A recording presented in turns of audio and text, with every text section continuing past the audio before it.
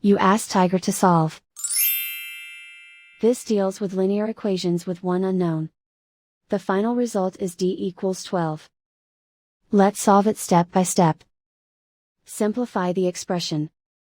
Multiply the fractions. Break up the fraction. Find the greatest common factor of the numerator and denominator. Factor out and cancel the greatest common factor. Group all constants on the right side of the equation. Add 2 to both sides. Simplify the arithmetic.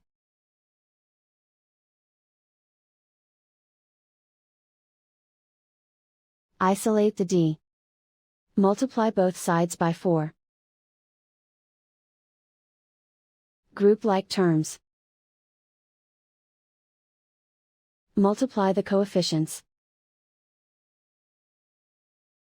Simplify the fraction.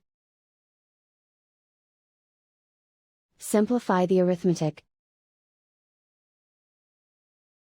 And so the final result is d equals 12.